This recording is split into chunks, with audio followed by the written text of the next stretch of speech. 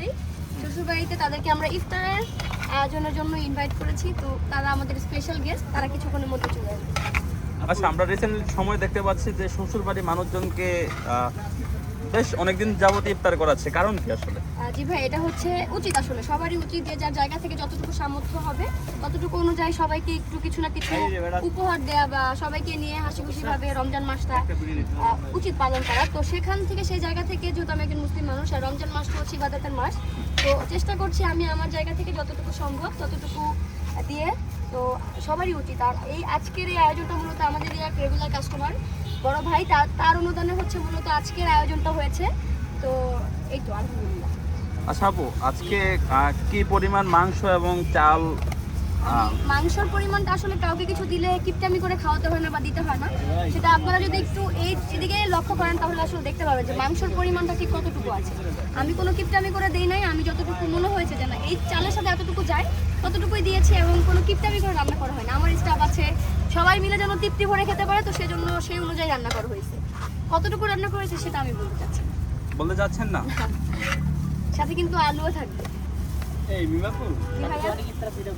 হ্যাঁ, আর আমি বলবো আমার মতো করে। হ্যাঁ বলো শুধুমাত্র কিন্তু তেহেরি থাকবে না, সাথে কিন্তু আরো অনেক আইটেম আছে, যেমন হচ্ছে পানি থাকবে, তারপর জুস থাকবে, তারপর হচ্ছে খেজুর থাকবে, আপেল থাকবে, তারপর কলা থাকবে, আর হচ্ছে জিলাপি থাকবে। তো এই আইটেমগুলো আজকে আমরা মূলত কোরআনের পাখিদের জন্য আয়োজন করেছি। আলহামদুলিল্লাহ। আপু, আপনি আবার আজকে ইউটিউব দেখে রান্না করেন নাই তো দেখে দিই? না, তেহিটা মূলত আজকে আমি রান্না করিনি ভাই, আমি এমনি আইটেমগুলো বানাইছি, বাট এইগুলো আমি রান্না করিনি।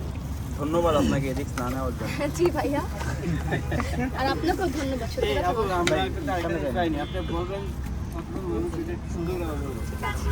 কই থাকেন আপনারা? আপনি একটু এমন বলেন যে রমজান উপলক্ষে ইফতার বলতে মানে আগের মতো কিছু রেডি 1 2 বলেন সুন্দর 3।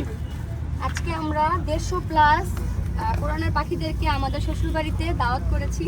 তারা আসবে, তাদেরকে আমরা ইফতার দিব। তো শুধুমাত্র তেহেরি থাকবে না, সাথে কিন্তু থাকবে পানি, তারপর থাকবে হচ্ছে জুস, খেজুর, কলা, আপেল, জিলাপি। এই আইটেমগুলো আজকে আমরা ইনশাল্লাহ কোরআনের পাখিদের মধ্যে দিব, যাতে করে তারা তৃপ্তি ভরে মন ভরে খেতে পারে। এবং যেহেতু রমজান মাস ইবাদতের মাস, এবং এই মাসে যে যার জায়গা থেকে যতটুকু সম্ভব চেষ্টা করে আশেপাশের যা গরিব অসহায় এবং এতিম বাচ্চারা আছে তাদেরকে হচ্ছে সাহায্য করার। তো আমিও ব্যতিক্রম নই, আমি আমার জায়গা থেকে যতটুকু সম্ভব হচ্ছে ততটুকু চেষ্টা করছি।